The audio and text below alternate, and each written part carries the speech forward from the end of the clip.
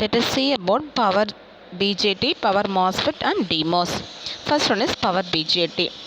Bipolar junction transistor, it is a 3-terminal, 3-layer, 2-junction semiconductor device, that is emitter, base and collector, as we are already know, and are the 3 terminals of the device, and this is the symbol for this BJT.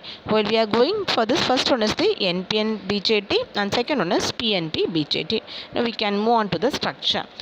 Here, the construction of the power BJT is different from the single transistor, and the N layer is added in the power BJT, which is known as the drift region. And here, the power BJT has the 4 layer structure of alternating P and N type doping, and it is already shown in the figure, and it has 3 terminals labeled as collector, base and emitter. In most of the power electronic applications, the power transistor works in common emitter configuration. That is, base is the input terminal and the collector is the output terminal, and emitter is the common between input and output. In power switches, NPN transistor are most widely used than PNP transistor, and the thickness of the drift region determines the breakdown voltage of the power transistor, and the characteristics of the device is determined by the doping level in each of the layers and the thickness of the layers. While we are going for this VI characteristics, this is the VI characteristics. This is different from signal level transistor. The major difference are quasi saturation region and the secondary breakdown region. And the quasi saturation region is available only in power transistor characteristics, not in signal transistor. It is because of the lightly doped collector drift region present in power BJT. And also the breakdown is similar to the single transistor avalanche breakdown. And the operation of the device at primary and secondary breakdown region should be avoided, as it is lead to the catastrophic failure of the device. Next one is power MOSFET. While we are going for this power MOSFET, a metal oxide semiconductor field effect transistor is developed by combining the areas of the field effect concept and MOS technology. And the conventional planar MOSFET has the restriction of handling the power MOSFET. In high power application, the double diffused vertical MOSFET is used, which is known as the power MOSFET.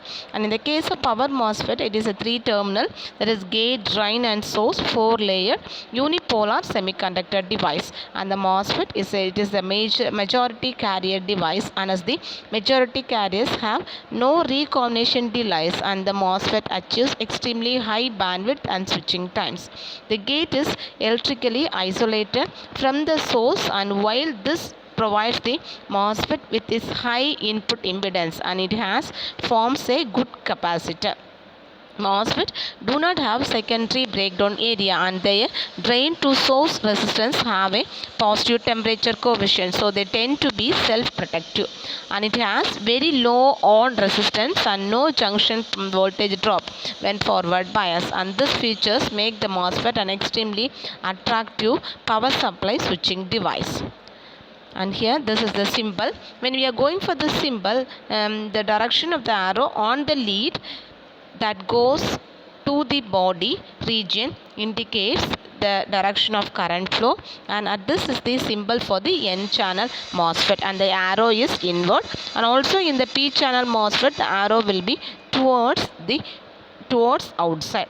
While we are seeing the structure, the power MOSFET has a vertically oriented form, 4-layered structure of alternating P and N type layers, and the P type multiple layers is called as body of MOSFET, and in this region the channel is formed between the source and drain. The N layer is called as drift region, which determines the breakdown voltage of the device, and the N region is present only in power MOSFET, not in single level MOSFET. The gate terminal is associated from body by silicon dioxide layer.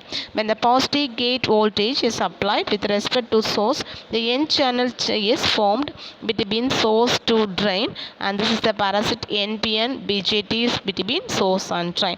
To avoid this, BJT turns on and the body p-type body region is shorted to source region by overlapping the source metallization onto the p-type body. The result is a parasitic diode which is formed between drain to source terminal, and this integral diode plays a major role in half and full bridge converter circuits.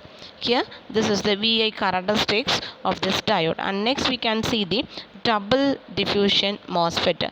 In the case of double diffusion Mosfet, the channel L is controlled by the junction depth produced by the N plus and P type diffusion underneath the gate oxide, and L is also known as the lateral distance between the N plus P junction and the NPN substrate junction. The channel length can be made to a smaller distance of about 0.5 micrometers, and this process is similar to the situation with respect to the base width of the double diffused bipolar transistor.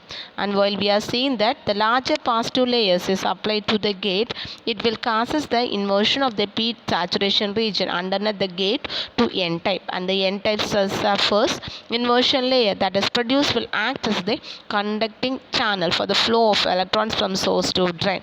And also from this structure it is known as the N type substrate and is very heavily doped.